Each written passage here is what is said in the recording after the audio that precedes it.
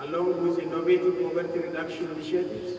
For instance, Nigeria's budget for 2013 stands at 705 billion naira for human capital development, that is education and health. Yet, this does not meet the 15% target for health care. The ideal way forward rising from this event is for member states to critically strategize ways to rectify the weakness in the system. Commitment is not just for the next 10 years. For example, HIV, if somebody is positive now, and since there is no cure, in the next 10 years cannot remove the pathogens from the body. So how will that person live a normal life? Experts also advocate for investments in medical research to break new grounds. One is the ownership, that the foreign donor countries cannot really be the ones primarily responsible for our health. Africans, African countries, African presidents should take health in their hands along with the rest of their citizens. The second one is the issue of accountability. The idea that funds and resources are going and nobody wants to account. Now we are going to account for it. The issue here is to try to devise ways of accelerating the progress. And I think the recommendations of this conference are going certainly to be fused into other continental debates that are ongoing. One thing that I think Africa needs to do, and we in the international system and UNFPA and the UN system needs to also do, is to help Africa develop systems, particularly systems of accountability. Hopefully, when the next African Union governments meet on issues of HIV, AIDS, TB and other infectious diseases, and indeed all the health-related Millennium Development Goals, there will be more success stories that the African people can identify with. Away from the AU Special Summit, a quick look at other reports on health.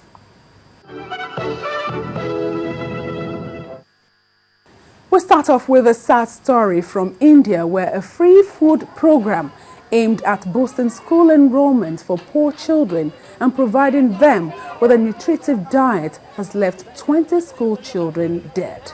The meal is provided to children under a federal government scheme. India's education minister says a senior official is probing the incident.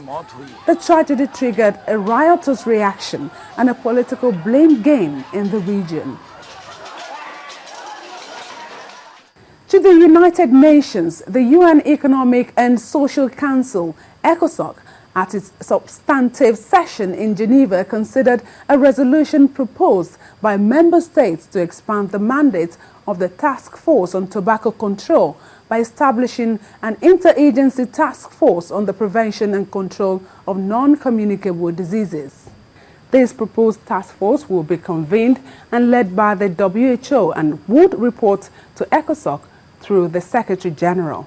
Ensuring progress on non-communicable diseases in countries following the political declaration of non-communicable diseases adopted by the UN General Assembly in 2011, the WHO developed a global monitoring framework to enable global tracking of progress in preventing and controlling major non-communicable diseases such as cardiovascular disease, cancer, chronic lung diseases, and diabetes.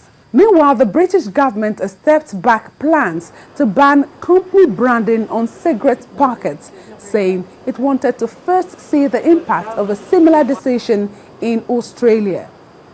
The move was welcomed by the tobacco industry, which claims plain packaging would hit jobs and encourage cigarette smuggling, but strongly criticized by health campaigners. The government has published the results of a consultation on plain packaging, which showed 53% of respondents in favor of the measure, but said it had decided to wait until the impact of the Australian ban could be measured. Last year, Australia implemented a law saying cigarettes must be sold in olive green packets carrying graphic health warnings. Until earlier this year, when the plan was omitted from the government's legislative plans, Britain had looked set to become the first European country to follow suit. Supporters of a ban on branding, meaning cigarettes will be sold in uniform packets without company logos or colors, say it would help reduce smoking rates, particularly among young people. Finally, the United Nations announced recently that Mexico, the Latin American country, had overtaken the United States as the most overweight nation in the world.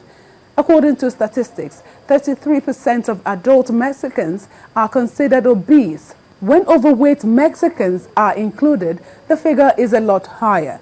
Experts say mouth-watering and tacos and tortillas are to blame. Others say the obesity problem is likely due to Mexico's assimilation of all things American, including Western-style fast food and sugary drinks. The issue has also weighed heavily on the country's public health system, which is struggling to meet demand for fat-fighting operations such as gastric bands and bypasses. Every day you invite us to your home. Now we invite you to our homepage. Join Channels TV on social media. Hang out with us on Google Plus/Channels Television. Follow us on Twitter.com/Channels TV_NG. Friend us on Facebook.com/Channels Forum. And don't forget to like our page. That's not all. Subscribe to our YouTube channels, youtube.com/Channels Web, to get constant video updates on news and events in Nigeria and around the world. ChannelsTV.com, the news at your fingertips. That's health news for this week. Let's know what you think by reaching us on any of our feedback platforms. Thank you so much for watching. I'm Yomi Otaiwe.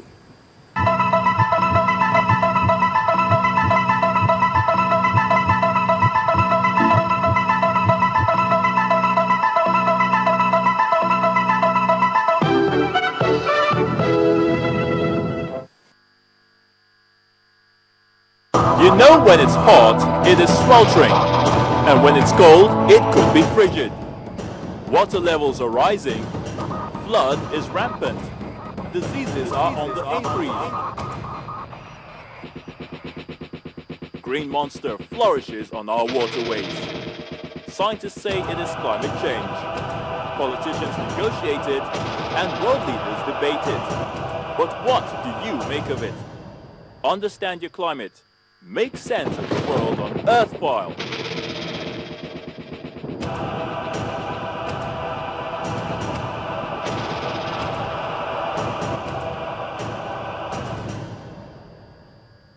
Menopause is the permanent cessation of reproductive fertility sometime before the end of the natural lifespan.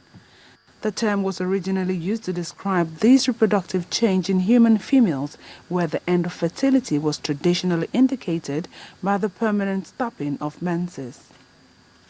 Menopause usually happens more or less in midlife, signaling the end of the fertile phase of a woman's life. It is perhaps most easily understood as the opposite process to the start of the monthly periods. However, menopause in women cannot satisfactorily be defined simply as the permanent stopping of the monthly periods, because in reality what is happening to the uterus is quite secondary to the process. It is what is happening to the ovaries that is the crucial factor.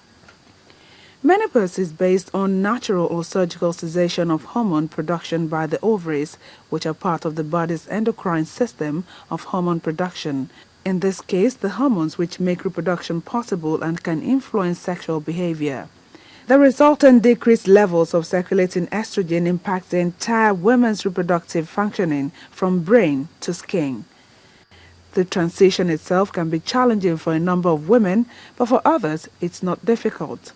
Signs and effects of the menopause transition can begin as early as age 35.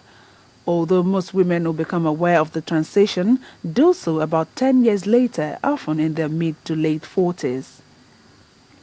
In the perimenopause years, many women undergo bodily changes resulting from hormonal fluctuations.